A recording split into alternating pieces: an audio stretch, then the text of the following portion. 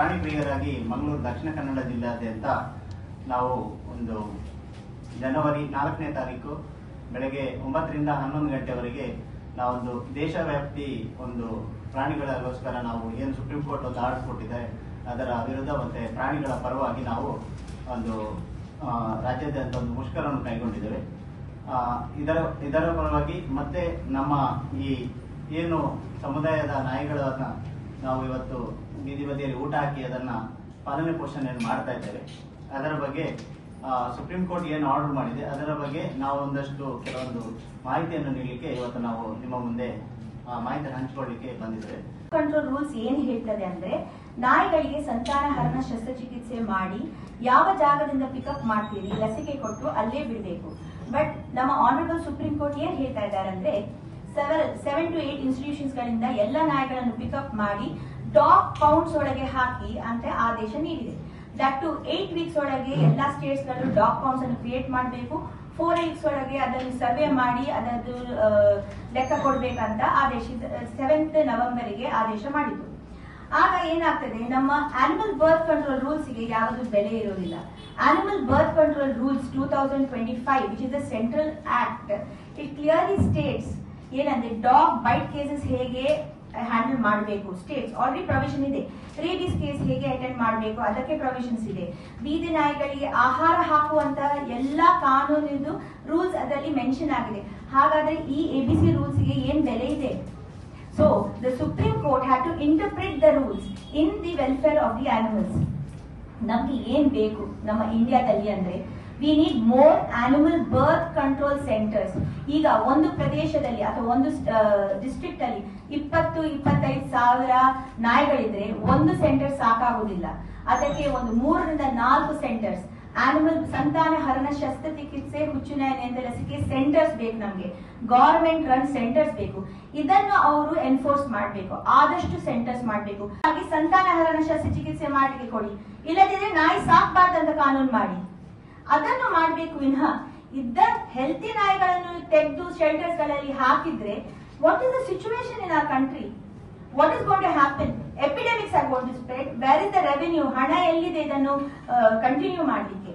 So ಇದರ ವಿಷಯದಲ್ಲಿ ನಾವು ಗಮನ ಹೊರಿಸಬೇಕಂತ we are going to protest because this is an unreasonable order and we want the support of the government to have more ABC centres. ಇನ್ನು ನಮಗೆ ABC centres ಮಾಡಬೇಕು, ಎಲ್ಲಾ ಕಡೆ ABC ಸೆಂಟರ್ಸ್ ಮಾಡಬೇಕು. ಹೌದು, ಡಾಗ್ ಶೆಲ್ಟರ್ಸ್ ಮಾಡಿ, ನಾವಿಲ್ಲ ಅಂತ ಹೇಳುದಿಲ್ಲ. ಬಟ್ ಅಲ್ಲಿ ಯಾವ ತರ ನಾಯಿಗಳನ್ನು ಸಾಕಬೇಕು, ಇಡಬೇಕು, which have a history of bite, human byte.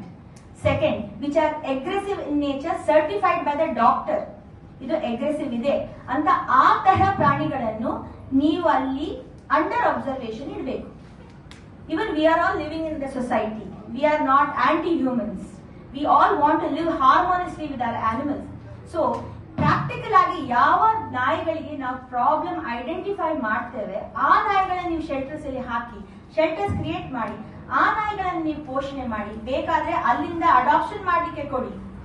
But healthy ನಾಯಿಗಳನ್ನು ನೀವು ತೆಗಿಬಾರ್ದಂತ ನಾವು ಸುಪ್ರೀಂ ಕೋರ್ಟಿಗೆ ವಿನಂತಿಸ್ತಾ ಇದ್ದೇವೆ ಈ ಪ್ರೊಟೆಸ್ಟ್ ಮುಖಾಂತರ.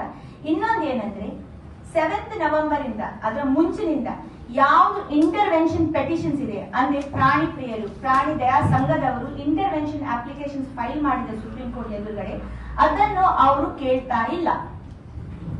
ಅದಕ್ಕೆ ನೀವು ನೋಡಿರಬಹುದು, ನಾವು postal return to the CJ chief justice of India postal campaign ಮಾಡಿದ್ವಿ.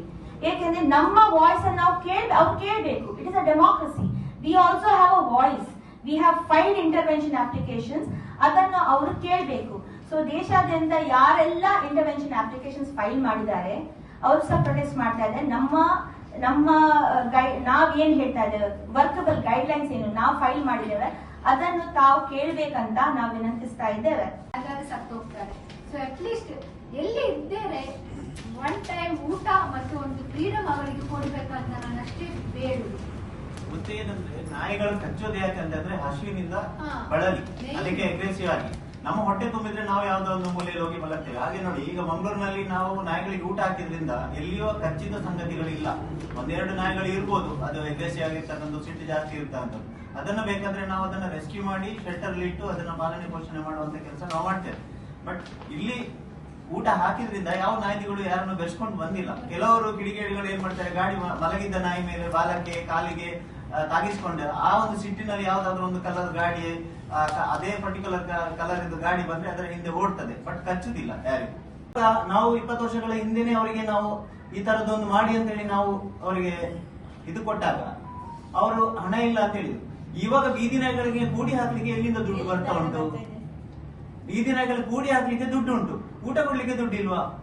ವೆಹಿಕಲ್ ಫ್ಲೋಟಿಂಗ್ಸ್ ಇರ್ಲಿಲ್ಲ. ಈಗ ಪ್ರತಿ ಮನೆಯಲ್ಲಿ ಭಿಕ್ಷೆ ಬೇಡವನು ಸಹ ಸ್ಕೂಟಿ ಇಟ್ಕೊಂಡು ಓಡ್ತಾನೆ. ಅವನ ಮನೆಯಲ್ಲಿ ಒಂದು 2-3 ನಾಯಿ ಸಾಕಿದ್ರೆ ಅದಕ್ಕೆ ಸಂತಾನಹರಣ ಚಿಕಿತ್ಸೆ ಮಾಡಿಸುದಿಲ್ಲ. 5 ಮರಿ ಹಾಕಿದ್ರೆ ಅದ್ರ 1 ಮರಿ ಸತ್ತೋದ್ರೆ 4 ಮರಿಯನ್ನು ತೊಟ್ಟೆಗೆ ಕಟ್ಟಿ ಆನಂದ ಚೀರ ಹಾಕಿ ತಂದು ಸಿಟಿಯಲ್ಲಿ ಬಿಟ್ಟು ಹೋಗ್ತಾರೆ. ಇದನ್ನು ನಮ್ಮ ಹತ್ರ ಕಂಟ್ರೋಲ್ ಮಾಡ್ಲಿಕ್ಕೆ ಆಗುದಿಲ್ಲ. ನಾಯಿ ಬಿಟ್ಟು ಹೋಗಿದ್ದಾರೆ ಅಂತೇಳಿ ನಮ್ಗೆ ಫೋನ್ ಮಾಡಿ ರಾತ್ರಿ 1 ಗಂಟೆಗೆ 2 ಗಂಟೆಗೆ ಹೇಳ್ತಾರೆ, ನಾಯಿ ಕೂಗ್ತಾ ಉಂಟು, ಅಳ್ತಾ ಉಂಟು, ಬೇರೆ ನಾಯಿ ಕಚ್ತಾ ಉಂಟು ಅಂತ. ನಾವು ಏನು ಪ್ರಾಣಿ ಪ್ರಿಯರಾಗಿ ಎದ್ನೋ ಬಿದ್ದಂತ ಓಡಿ ಹೋಗಿ ಅದನ್ನು ತಂದು ಅದಕ್ಕೆ ಶುಶ್ರೂಷೆ ಮಾಡಿ ಊಟವನ್ನು ಕೊಟ್ಟು ನಮ್ಮ ಸ್ವಂತ ಹಣದಿಂದ, ನಮಗೆ ಯಾರು ಕೂಡ ಫಂಡಿಂಗ್ ಮಾಡ್ತಿಲ್ಲ. ಈಗ ಬೀದಿ ನಾಯಿಗಳಿಗೆ ಆಹಾರ ನೀಡ್ತಿರೋದು ನಾವು ಓನ್ ಆಗಿ ನಮ್ಮ ಒಂದು ಖುಷಿಯಿಂದ ನಮ್ಮ ಆತ್ಮಾಭಿಮಾನದಿಂದ ಪ್ರಾಣಿಗಳಿಗೆ ಸಾಕ್ತಾ ಇದ್ದೇವೆ. ಇದನ್ನ ನಾವು ನಿಲ್ಲಿಸಿದರೆ ಈ ಬೀದಿ ನಾಯಿಗಳಿಗೆ ಊಟ ಹಾಕುವವರು ಯಾರು?